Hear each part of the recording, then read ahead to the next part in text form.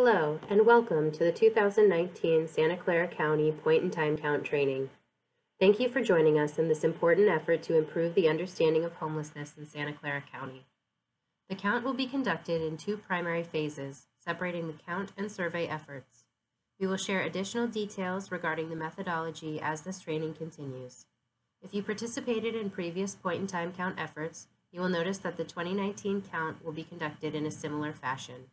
If you are brand new to the count, welcome. We are excited to have you join us. In this training, we will cover the following: the purpose of the point-in-time count, the definition of homelessness used for the count, how to conduct the count, and reminders and next steps. There are several reasons why Marin County conducts a point-in-time count. The U.S. Department of Housing and Urban Development, or HUD, requires all communities that receive federal funding for homeless services to conduct a point-in-time, or PIT, count of all persons experiencing homelessness during the last 10 days of January. Counts of people who are unsheltered, meaning living outdoors, in vehicles, tents, or other similar locations, are currently required every other year. This figure shows the different components that the count includes to make sure all people experiencing homelessness in Santa Clara County are represented in the count. You will be participating in the General Street Count, which is highlighted in the middle box on this slide. The General Street Count is a visual count of people who are currently unsheltered and will take place during the early morning hours of Tuesday, January 29th and Wednesday, January 30th, before people begin moving through their day and before people staying in shelters leave the facility. Timing and coordination are important to avoid duplication, so areas surrounding shelter locations should be counted first. Rural regions and non-shelter areas may also be subject to special arrangements. We will discuss how your team should prioritize counting locations within your assigned count area, such as shelters, later in this presentation. The other components include the shelter count, the youth count, and the survey. The shelter count collects information on the number of people staying in shelter programs across Santa Clara County during the night of January 28th. The youth count, which focuses on counting unaccompanied young people under the age of 25 who are experiencing homelessness, will take place during the afternoon and evening hours of January 29th. Finally, the survey component is conducted in the 2 to 3 weeks immediately following the General Street Count. Surveys are conducted with a representative sample of people experiencing homelessness across Santa Clara County and provide us with a better understanding of what homelessness looks like in the region, including information on veterans, families with children, and people experiencing long-term homelessness. The federal definition of homelessness used for PIT counts is as follows: individuals and families who lack a fixed, regular, and adequate nighttime residence, including individuals and families with a primary nighttime residence that is a public or private place not designated for or ordinarily used as regular sleeping accommodation for human beings. Here are some examples of what may be included and what is not included in the definition of homelessness used for the count. Although the people listed as quote-unquote not included are precariously housed or otherwise at risk of being unsheltered, the Federal Department of Housing and Urban Development, or HUD, does not include them for the purposes of this count. HUD considers individuals living in the following locations to be experiencing homelessness for the point-in-time count: tents, makeshift shelters, streets, vehicles, parks, abandoned buildings, bus or train stations, airports, or camping grounds. HUD does not consider individuals living in these locations to meet the point-in-time count definition of homelessness: couch surfers, double-ups or overcrowding, rehabilitation or mental health facilities, jails, prisons, or those awaiting eviction or foreclosure. The General Street Count is a visual count of people residing on the streets, in parks and open spaces, in tents, in vehicles, in abandoned buildings, or in makeshift shelters constructed of tarps, cardboard, or other materials. The street count will be conducted while people are still in public shelters in the morning, which will help us have an unduplicated count of everyone experiencing homelessness that day. To avoid duplication, we ask you to count the areas surrounding shelters first. As a reminder, volunteers will not be paid for their time, nor will volunteers be reimbursed for their mileage. Guides, who are individuals who have previously or are currently experiencing homelessness, will be paid a cash stipend upon completion of their count route. This stipend includes $15 for attending an in-person training session the week before the count and $15 per hour spent working on count day. All guides are expected to attend an in-person training session the week before the count and will be provided a 2019 Pit Count referral card and training attendance card at their training. Guides will need to show this card to the Deployment Center captain after their team returns from the field in order to receive payment for attending training. All payments will be made by the Deployment Center captain after the teams return to the Deployment Center on the day of the count. Here you can see what to expect on the morning of the count. Guides and volunteers will arrive at 4:30 a.m., and the goal is to have you out the door and in the field as soon as possible so that your team has adequate time to cover your route. When you arrive that morning, you will first sign in with the Deployment Center captain and sign a hold harmless agreement. When everyone has arrived, we will do a brief training to review the data collection methods and safety protocols, and then create teams of volunteers and guides. We will go into detail about how these teams are created in the coming slides. Once the teams are created, each team will be given their maps and tally sheets. Before leaving the Deployment Center, each team must check out with the Deployment Center captain so that we know which team is covering what maps and can keep track of who is in the field. We will also collect your team's contact information and give you the phone number of the Deployment Center captain so you can contact them with any questions while out in the field. When you have completed your count assignment, your team must return to the Deployment Center and check in with the Deployment Center captain. This is when we will collect and review your data, ensure everything is correctly recorded, and clarify with your team if there are any inconsistencies or questions. Upon completing the check-in process, guides will receive payment for their time spent in the field, as well as their time spent attending an in-person training session. We expect all teams to return to the Deployment Center by 10 a.m. You may come back before that if you finish your map areas early. Please call us if you think you need to be out any later than 10, or if you need additional help to complete your assignment. We strongly encourage you to conduct as thorough of a count of your assigned maps as you can. On the morning of the count, you will arrive at the Deployment Center you signed up for or were otherwise assigned to. Here are some examples of what a Deployment Center might look like, which will include sign-in tables for when you first arrive, coffee or other refreshments, and checkout tables for when your team is ready to deploy. Here you can see how we will create our teams on the morning of the count. This process requires volunteers and guides to wait for their team assignment before deploying into the field, and we greatly appreciate your patience, flexibility, and cooperation during this time. The Deployment Center captain will match up 1 to 2 volunteers with a guide with lived experience of homelessness, and will then assign each team 2 to 3 maps to cover on their route. We will try our best to send you to areas that you are familiar with, but please remember that we are responsible for covering the entire county and that you may be sent to an area that you do not know as well. Your team might also be assigned to an area where you will see very few or 0 persons experiencing homelessness. This data is very helpful to us, and it's important that we cover every area to ensure we are not making any assumptions about where individuals experiencing homelessness are in Santa Clara County, and to ensure we conduct the most accurate and robust count possible. Please also be mindful that depending on how many volunteers and guides show up on the day of the count, the number of count areas that need to be covered, we may ask larger groups of volunteers to split into smaller groups to ensure a complete count. While we will make an effort to assign larger volunteer groups to areas that are next to each other, we may not be able to accommodate all requests and appreciate your understanding and cooperation. There are 2 different types of participants on each team during the general street count: volunteers and guides. This slide outlines the difference between guides and volunteers. A guide is an individual who has previously or is currently experiencing homelessness and uses their knowledge to identify individuals experiencing homelessness during the general street count. They will guide their team towards locations in their assigned count area where individuals experiencing homelessness are likely to be seen, and will help distinguish between safe and potentially dangerous situations.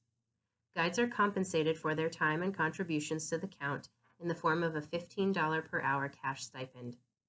A volunteer will provide consultation and support in team decisions. They will be in charge of transporting their count team through their assignment and will help ensure that full coverage of the map is achieved. Please note that volunteers are not paid for their participation in the count nor do they receive gas or mileage reimbursement. Teams should note that because we are covering the entire geography of the county, there may be instances where the guide is not personally knowledgeable about the specific route the team is covering. However, guides are still able to draw on their first-hand experience of homelessness to help identify potential locations or persons based on previous experiences and signs in the environment. All team members are in charge of ensuring the methodology is being followed and should designate one team member to be in charge of marking the tally sheet and one team member responsible for tracking the team's coverage of their count area. The next set of slides will outline how to use the data collection forms that you will receive on the morning of the count. Each team will be assigned to specific routes and given maps of those routes. Your route is outlined in bright blue. Please stay within the bright blue line. Often, the boundary of your route is a street. If the bright blue line is a street, count people on the inside side of the street, or the side of the street that connects with the rest of your route. If there is someone moving back and forth across the street, you should count them.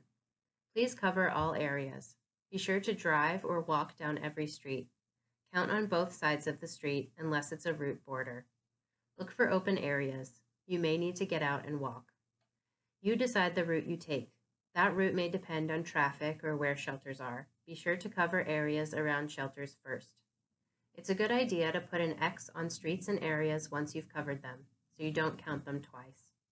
If you are assigned two contiguous maps, be sure to outline a route that will easily take you from one map to the other. Be aware of the map number and the jurisdictional boundaries marked on your map.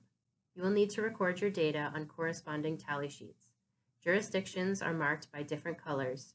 In this map, you can see two jurisdictions, one in dark gray, representing Burbank, and one in green, representing San Jose.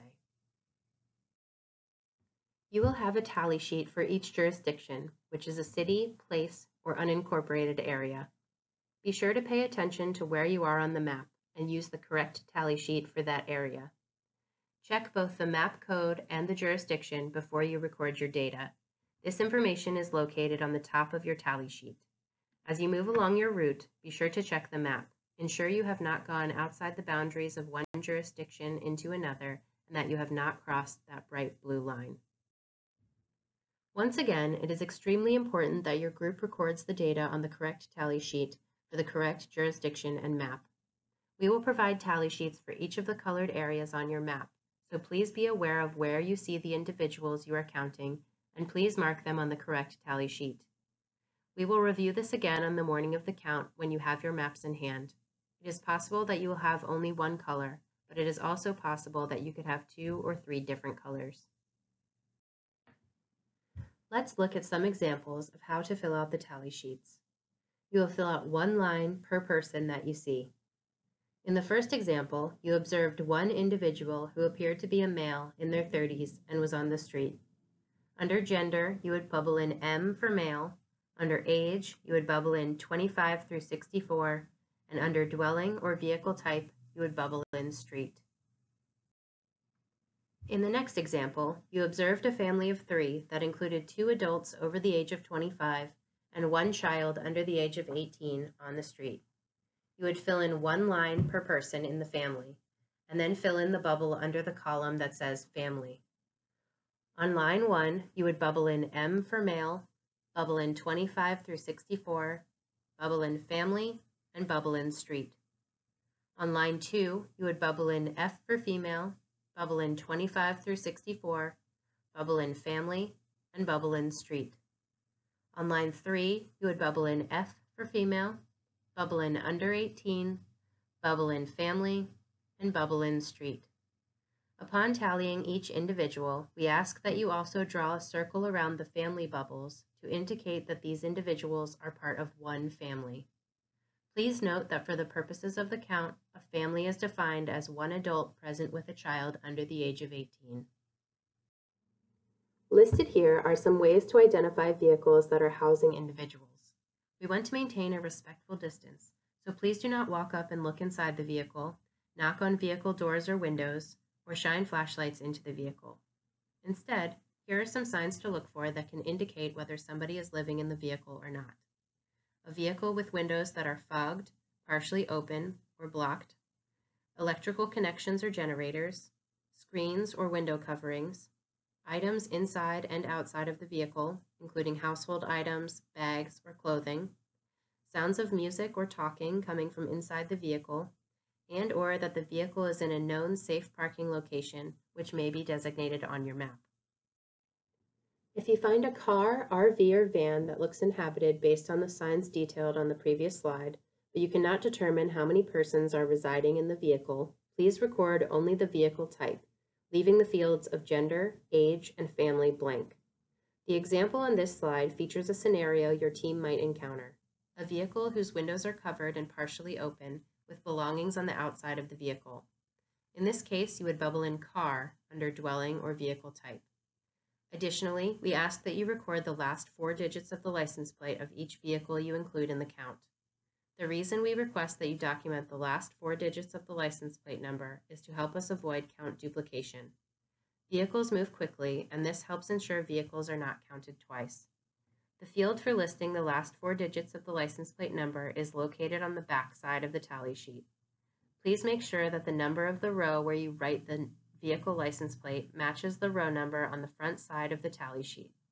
In this case, the car was marked in row 1 on the front side and row 1 on the back side. We take the privacy and confidentiality of people experiencing homelessness seriously. Please note that vehicles are not traceable or able to be tracked down using these numbers. Additionally, these numbers are only for the use of the research consultant team from Applied Survey Research and will not be shared with any persons, organizations, or authorities outside of ASR. An encampment is defined as 2 or more tents or makeshift shelters that are grouped together. Here are 2 examples of encampments that you may see on your route.